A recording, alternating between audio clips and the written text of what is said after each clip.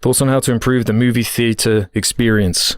We probably need some improving with especially with how few people are going, broadly. People will go, they'll see their Inside Outs, but man, what happened with Mad Max? That's already gone. I had a few weeks. I suppose Deadpool's going to come out and everyone's going to see that, but how do you improve the actual experience and get people to actually want to go there? Just make better movies. I don't know. Do you think that would? Yeah. Well, I mean, there's lots of great movies that people don't see. You're That's right. the thing. It's not. Yeah. You got to get people excited about it in some way, but it's getting more difficult to get people excited to see a movie in theaters because so much shit is just being released on streaming. There's so much shit, and especially with Disney. Streaming. It's okay, well, do I see this in theaters or it's just going to be on Disney Plus anyway? Well, yeah. So in this mad rush to get into streaming, they didn't even consider how it would cannibalize other parts of the entertainment industry like this. Yeah, but it's not like the companies that own the streaming services are the ones that own the theaters, so they probably just don't care. Alamo Drafthouse, now Sony owns them, which that's odd. Oh yeah, I saw that. That doesn't. I hope that they remain some, they retain some semblance of what their business is and what made their business special to me. But who knows? Hopefully they don't gut it and destroy it. Only Sony films from now on. Yeah. I mean, it's a good enough theater that even if all they were playing was Venom 3, I would if there was an Alamo Drafthouse near me, I would watch Venom 3 there. So I like that theater a lot. Yeah, what about Craven? Yeah, I would watch Craven in an Alamo Drafthouse. If every movie theater was like an Alamo Drafthouse, I think people would be more excited for movies. Yeah. Because there's just a much more pleasant experience.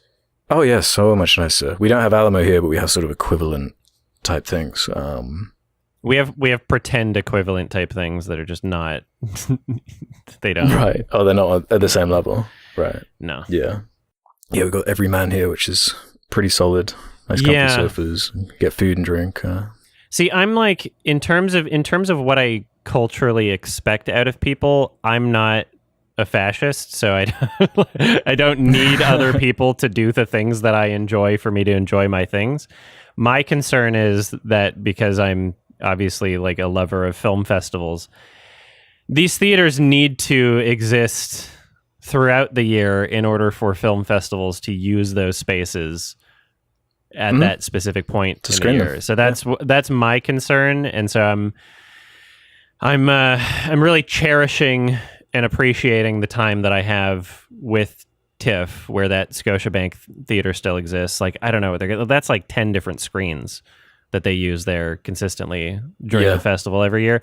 I don't know what the fuck they're going to do when that disappears. There was news that the land. What do you mean it's disappearing? Got sold and they were going to turn it into a condo, but it's still there. And that news was 5 years ago. So I don't know what's happening or if it's still staying. Does it not make money or whatever? I don't. No, it's not that it didn't make money. It's that the real estate in Toronto, it's top 3 in the world. Oh, were they putting up rent or something? Yeah. It's literally just someone wanted to turn it into a condo, and they have so much money that how could Cineplex say no? Because they're a company, right? Right. Yeah. I just buy out the building. I don't know what's going to happen. Fucking build around the Cineplex. If you want the property to be something that people want to live in, you should probably have amenities like a movie theater in the area, because then people will want to live there more. I don't know. Yeah. I don't know what the fuck people are doing. I don't know what's going to happen. A lot of film festivals already kind of do this pop-up theater. Cannes does it. Yeah. They'll just pop. They'll construct a little screening room on the beach, basically.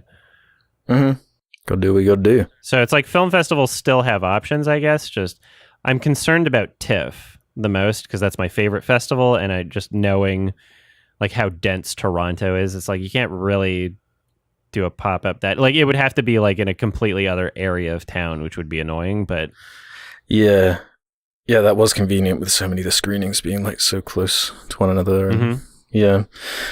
There's also just the whole just cost of living bottom line, where it's if a ticket to one of the nice theaters, if you want a guaranteed good experience, is going to cost basically the same amount as like a month's worth of a subscription service that the whole family can use, like, is it really that surprising that people don't want to go to the theater in the same way? You know? Yeah, like I don't blame people. If you take a family of 4 to the movie theater and buy them all stuff, yeah, exactly. It's way more cost effective to do it at home. Everybody's struggling financially right now, so you know, shit's changing so fast. And there is just this attitude that like movies are bad now. It's like it's a really popular thing where it's like everyone just thinks, yeah, movies are just like political garbage, and that's all they do, and films suck compared to what they used to, so why even go? That's what like a lot of this discussion is about all the time, even though we just had Doom, we just had Civil War, just had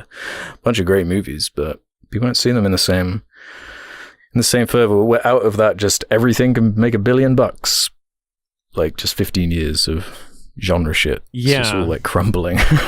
Like all survive with digital releases. Like I enjoy watching things at home, but like just the film festival experience is the one thing that like is not replaceable. Yeah, to me. Because I agree. I'm fine watching stuff at home, but it's like, man, where else are you going to get the midnight movie madness? Or you know, some of the best moments with cinema are like when you have a crowd that are all engaged with the thing and you're feeding off the energy of the crowd. Aggro drift. Exactly. Get that drift on. Did I tell you I watched it a second time? No, really? When? Yeah, well, because I was in during the furry convention in Atlanta. It happened to be playing, and because it was literally just like a 1 week only, and I was like, okay, the theater's like a 5-minute Uber from the convention. Was it a late thing too? It was like a 10 p.m. or something. The theater wasn't packed or anything, and I brought Sarah from Just Too Good.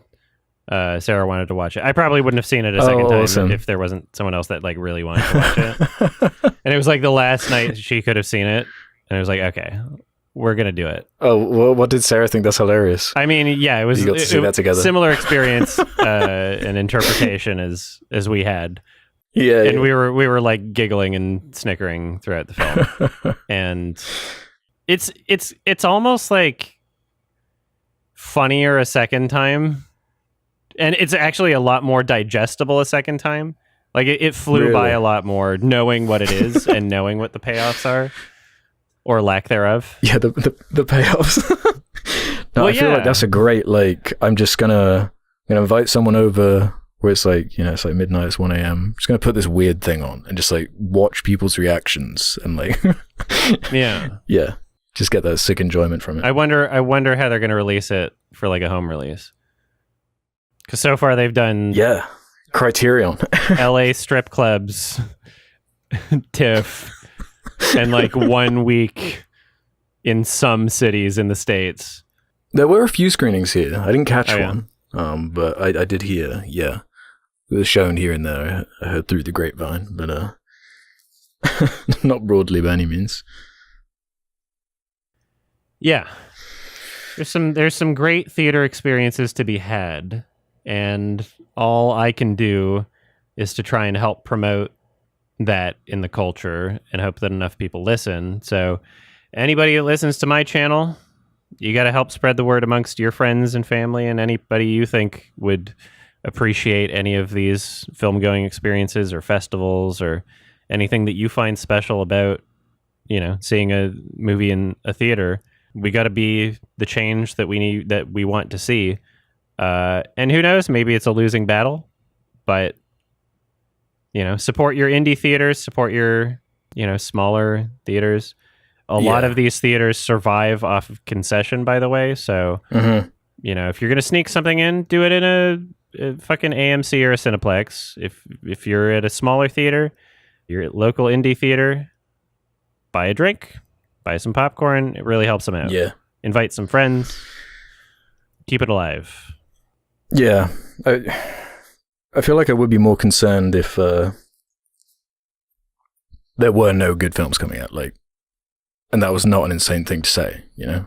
Like, you actually qualify it. I'm kind of pissed because like Kinds of Kindness is out in the States right now, and I was anticipating being able to see it in Vancouver, but right now there's no showtime, so I'm probably going to be seeing it like in like a week or two when I'm in the States. Like I'm assuming it'll still be playing somewhere. Mm-hmm. Yeah, I'd be curious how that one does too. Quite long, nearly 3 hours long. Oh shit! Yeah, I'm hyped for it though. What the fuck? God damn it! What did I just ruin? It's playing like one day only in Vancouver. That from what I can see, and it's like the day I'm out of town. God fuck. That's annoying. Yeah, that's fucking.